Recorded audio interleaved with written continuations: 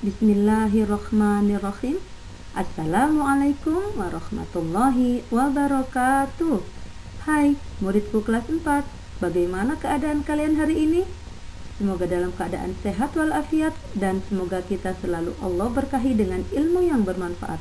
Amin. Alhamdulillah, hari ini kita bertemu kembali untuk belajar.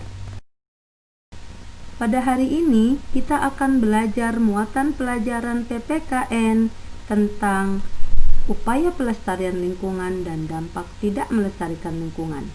Ada di tema 3, subtema 3, KD 3.2.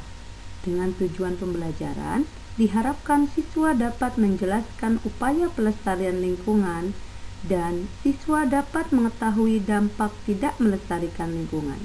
Simak baik-baik videonya ya. Apa saja upaya pelestarian lingkungan? Yuk kita cari tahu. Upaya pelestarian lingkungan yang pertama yaitu tidak membuang sampah sembarangan. Buanglah sampah di tempat sampah agar lingkungan terlihat bersih dan tidak ada sampah berserakan. Kedua, tidak merusak taman di sekitar. Ketiga, tidak melakukan penebangan pohon sembarangan. Keempat, melakukan reboisasi atau penghijauan atau menanami lingkungan sekitar dengan tumbuhan. Kelima, melaksanakan kerja bakti membersihkan lingkungan.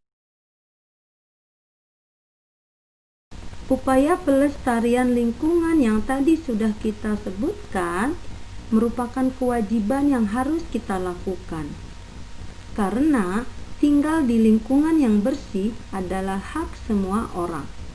Apabila salah satu orang tidak peduli terhadap kebersihan lingkungan, maka orang tersebut mengambil hak orang lain.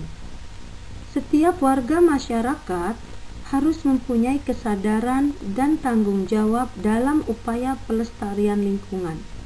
Karena jika tidak mempunyai kepedulian untuk menjaga lingkungan, maka akan muncul dampak yang dapat merugikan diri sendiri dan masyarakat. Dampak itu apa sih? Dampak adalah pengaruh. Nah, pengaruh akibat tidak menjaga atau tidak melestarikan lingkungan antara lain akan terjadi banjir atau lingkungan menjadi gersang. Seperti yang tampak pada slide ini, jalanan yang seharusnya untuk kendaraan dan orang berlalu lalang dipenuhi oleh air sungai atau selokan yang meluap. Kenapa air sungai meluap sampai ke jalanan? Karena aliran airnya tersumbat oleh sampah yang dibuang sembarangan. Dampaknya, ketika turun hujan, terjadilah banjir seperti ini.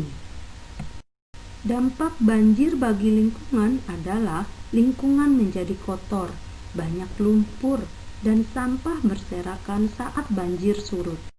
Selain itu, banjir juga dapat menimbulkan berbagai penyakit seperti diare dan gatal-gatal, dan masih banyak penyakit lainnya. Dan juga, akibat banjir, kita akan mengalami kekurangan ketersediaan air bersih. Nah, untuk menanggulangi banjir, jangan membuang sampah sembarangan ya. Apalagi membuangnya di selokan dan di sungai.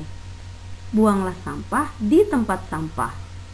Kalau tempat sampah yang berwarna kuning untuk menampung sampah anorganik, seperti botol minum plastik atau kaca, kaleng bekas minuman, dan sampah plastik atau kantong kresek. Sementara tempat sampah hijau digunakan untuk menampung sampah organik seperti sisa makanan, makanan kadaluarsa, daun dan ranting pohon. Perhatikan gambar pada slide berikut. Ini merupakan gambar hutan yang gundul karena penebangan hutan secara liar. Penebangan hutan secara liar akan menyebabkan banjir juga dan tanah longsor. Tanah longsor biasanya terjadi di daerah tebing yang sudah tidak ada pepohonannya. Makanya, kita tidak boleh menebang pohon secara berlebihan. Kita harus menebang pohon dengan sistem tebang pilih. Hal ini agar tidak terjadi banjir, tempat hidup hewan juga tidak terganggu atau hilang, dan tidak terjadi tanah longsor.